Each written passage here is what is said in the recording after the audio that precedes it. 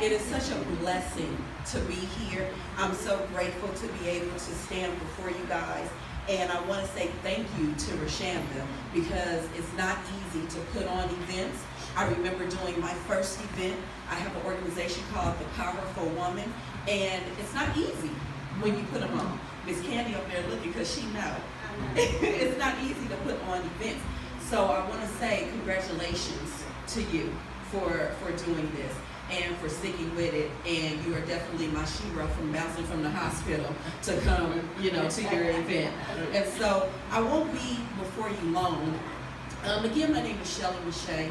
I am a women's empowerment speaker and influencer. I am the founder of The Powerful Woman, which is a 501c3 that inspires, encourages, and pours back into women so that they're able to find and live on purpose. I'm an author of the book 70 Days of Happy, and then from time to time, I actually think I know how to act. Me too, right there. And praise God, I get to add producer to my name. Yes, I'm producing with my daughter. But aside from all of those titles, aside from all of those things that we like to tell people that we are, one of the greatest things that I can say that I am is a survivor. Amen. I'm a survivor. And come on, get your Beyonce on and stop playing. What is it that I'm a survivor of? I'm a survivor of the captivity of my own mind. And because of that captivity, I almost lost my life. But before I tell you what happened and why I was laid out on the floor one night begging God to kill me, let me go back for a little bit. Because a lot of times we don't know people's story. We see them and we judge them, or we see them and we call them crazy. We see them and we call them hoes. We call them sluts. And you have no idea of what someone has gone through. And then I promise you this, you're just one situation short from being there yourself. Just one. And so we're really not in the position. But I grew up with a single mom. My father was not there. And so I went through that same syndrome that a lot of kids in single families go through. I had that absentee, what I call that absentee parent syndrome. He didn't make an appearance in my life very often, but when he did come, he didn't really come to see me. He still had feelings for my mom and everything. So when he would come over, he basically came over to see my mom. Said hi to me, how you doing? All's well. And when he came, he told me that he loved me and how he cared about me. But again, I did not see him often. I could probably count on both my hands how many times I saw him before I turned 18. So I grew up already with the mentality that I'm not really worth you spending time with. And when you do want to spend time with me, it's me trying to run after you so that I can feel worthy enough for you to be with me. I remember that my father, he gave me one gift, the only gift I remember my entire life, which was a bike. And I held on to this bike because it's the only gift that I had ever received from him. Now, could he have given me other gifts? Maybe, but I just don't remember it. So he gave me this bike that I held on to. It was, I think, yellow, maybe pink, I can't really remember, but it had beautiful colors. And what I remember most is the handlebars. And the handlebars had little ribbons coming out of the side of it. Anybody remember those bikes? Yeah. I'm dating myself, but that's okay. But they would come out the side, and I loved it. And I held on to it because this was my gift that he had given to me. Because all the other gifts that he had given to me were bags of candy. He would come by and bring me bags of candy. You want to know the cold part about it? I wasn't allowed to eat candy. So my mother took the candy, and I never saw it again. But what I didn't know at the time is that these little things would be lingering things in my life that would eventually be part of the breakdown that I would have later on. And so you add to the fact that I had a great family. Don't get me wrong. I've always felt like I was two people. I had a great family, a mom who loved me, who encouraged me, who told me you could go anywhere, you could be anything. And then I had an awesome stepfather. She had married when I was 12. I had a great little brother who I couldn't stand. The normal brother-sister relationship. Once he talked, bets were all off. But I had a stepfather who did not dispel the myth that I wasn't worthy of time. Not because he did anything wrong to me, but because any time that I went to spend time with him, it was me. It was me coming to you. Not one time did you ever dispel the myth that you're worth me coming after. You're worth me chasing. No, I ran to the back to spend time with him. So I don't want to make it seem like we never have moments together, but we didn't have moments that he initiated. So it fed into the mentality once again, without me realizing it, that I just wasn't good enough.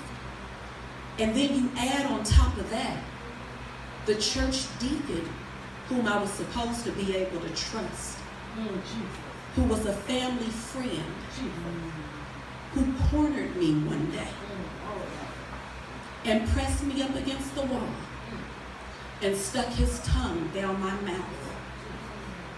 He stuck it down so far till I thought I was going to choke.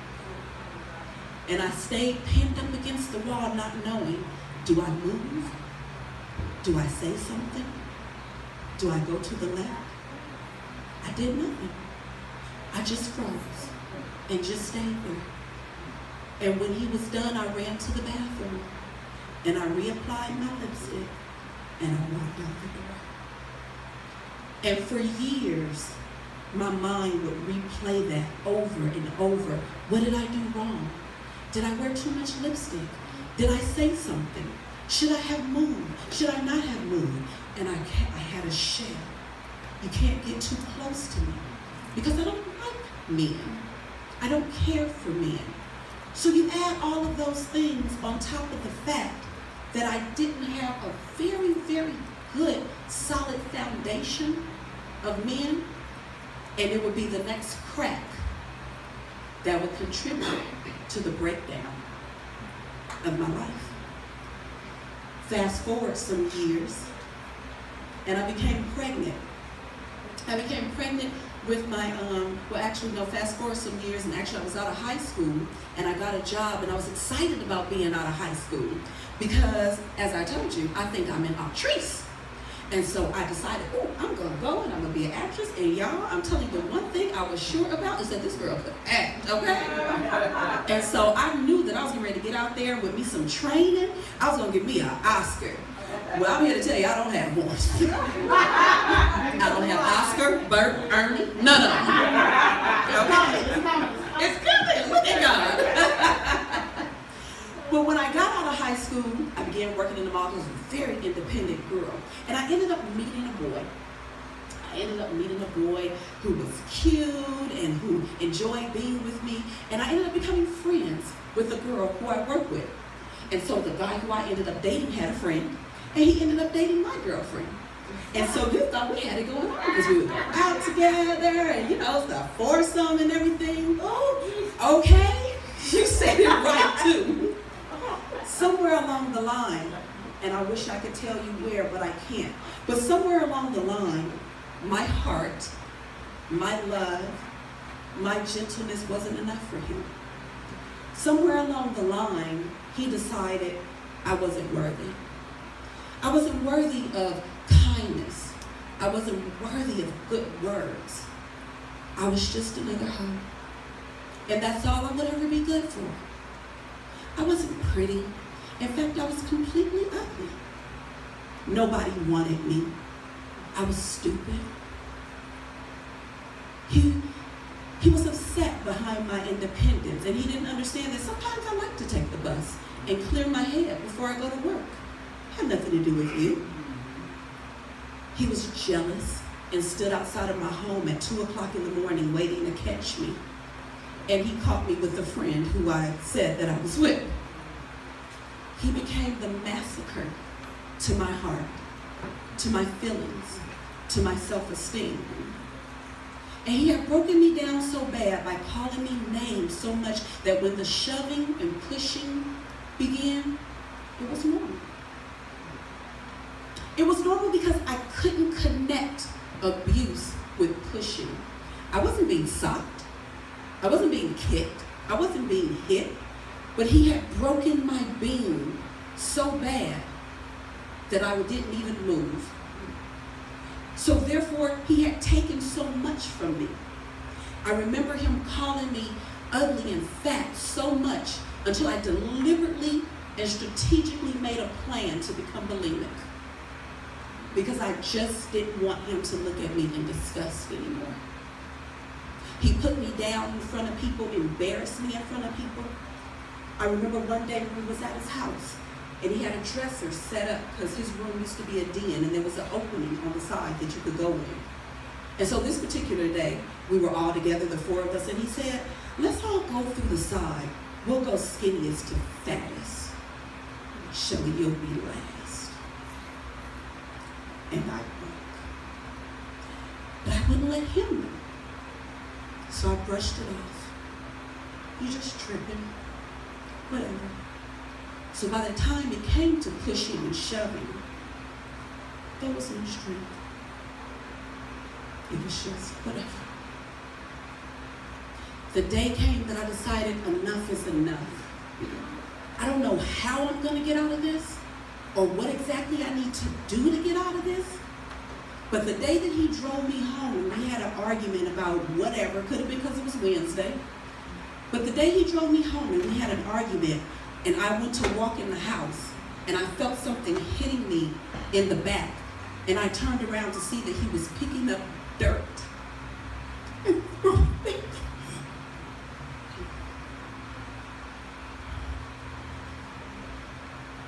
That's how much I had been valued.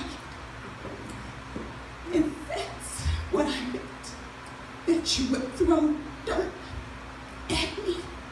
I remember turning around and looking, and I couldn't believe it. And as I faced him, he picked up another wad of dirt and threw it in my face. I didn't know how I was going to leave. I just knew I was. I made the choice and I told him, I'm done, I'm finished. And he made it very clear that we weren't finished until he said so. So I stayed there. And I talked to him on the phone like everything was good. Like we had the best relationship, but I was gone mentally. By this time, he had even gotten a girlfriend and was flaunting her in my face. And I said, why don't you just go? And he said, I go when I say I go. It had gotten to the point to where if he wanted to come over and bring the girl over, whatever. He was comparing me to her. She's pretty, you're not. She has a nice shape, you don't. She has beautiful hair, yours is nappy. And if we were to ever have children together, they'd be so pretty. Our kids would really be ugly. One day he called on the phone, and she ended up calling. That's when caller, the clicking over, now we have caller ID and all that, but you clicked over, you didn't know who it was at that time. And he says, I'll call you back. Whatever her name was, I don't remember, was on the phone. And I don't know what it was about this day, and I said, no, if you don't get off the phone, then I'm done with you. It's over. And I had already left anyway. And he says, fine, then it's over. He hung up the phone. He called back, and I said, no. He said, it's over. It's over. And he said, fine, it's over. And I never heard from him again. He had left my life, but the damage that he had done would last me for years to come. I ended up having my daughter a couple of years later and got involved with her father, who was a really sweet guy, but irresponsible guy. But when I met him, he said, oh, you're so pretty. Oh, your smile is so pretty. oh my God, your skin is so pretty. And I didn't hear these words. So I gravitated to those words. And he was good to me. I'm not going to make it seem like he wasn't, but he was irresponsible. So when I became pregnant with my daughter, I said, hey, I need you to be there. I need you to be there. I got these daddy issues, and I know I do. And I need you to be there for my daughter. I need you to care for my daughter. And he promised me, baby, I'm going to be there. No matter what happens, I'm going to be there. His promise ended when our relationship ended. And so there I was in a situation that I didn't want to be in, raising a child by myself, doing it by myself, replaying the things that an ex-boyfriend had said to me, paying my own rent, paying my own car, paying private school, dealing with a difficult breakup, and life just jumped on me. It jumped on me to the point that I couldn't breathe. I didn't know what to do. Sadness set in, which I thought was normal. Of course you're sad. And then I had a cap in my career because I was going into production, but I couldn't be in production because I was a mom and I can't keep the hours. And nobody was, they weren't having sympathy about it. You can't keep the hours, I'm sorry. So then I couldn't even go anywhere in my career. And as life weighed down on me and continued, I fell into a deep depression that I didn't even know was a depression. I began pretending I was happy, and I was good at it. Remember, I'm an actress. I was good at pretending. I was good at smiling. And here's the cool part. I was still ministering at church. I was still standing before the people. They were still coming to me, oh, Shelley, I wish I was like you. Oh, I wish I had what you had. Oh, I want to be like you. Not knowing that every day I got up, I went to work, I smiled in their face, I took care of my child, and every night I laid on the floor in torment in my own tears. It had gotten so bad one night I was in a fetal position because I started hearing voices. And I hate to admit that I started hearing voices because then people call you crazy. Because then people say, oh yeah. Because then the church folks say, oh, well, you just need to pray that away. You just need to pray it. You're not saved enough. And I knew I was saved. But now I started questioning because maybe I'm not saved. And every time I would tell the voices, stop, they get louder and louder and louder. So I found myself in a fetal position, stretched over, tears streaming, begging God, please, I just need the voices to stop. Please kill me. Please kill me.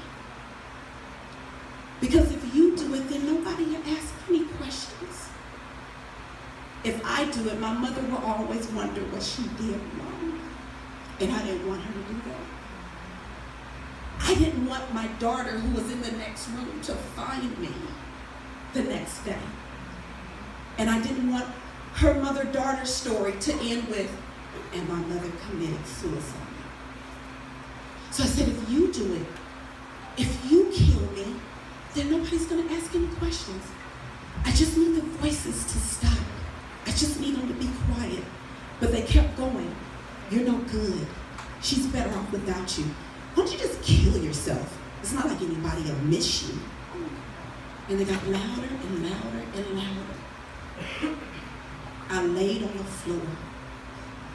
And I said, I just don't know what to do. I just don't know what to do. I had become so good at hiding. I got to work the next day after laying on the floor crying all night long. I got to work. And somehow, I guess I wasn't as good at hiding anymore than I thought. Because I began telling my boss, oh my gosh, I just want to die. I can't do this anymore. I don't need to live. I know where I'm going. Who cares? I just need to go. And I remember my boss looking at me. And please, never say this to anyone who is struggling with depression. But my boss looked at me and I said, what difference does it make? I know I'm going to heaven. I don't care. I just want out. And I remember she looked at me and she said, girl, God don't want no sad people in heaven. Go back in there and go finish. You might as well just stay here. Don't tell anybody that. But I laughed. And it was a real laugh this time. Not the fake laughs that I had been doing for 2 years. But it came from the gut. And for the first time in my life, well, not the first time, but the first time in a few years, 2 or maybe 3 years, maybe 2 or 3 years, I said, maybe if I laughed today, then maybe I could laugh again tomorrow. Maybe I can wake up again.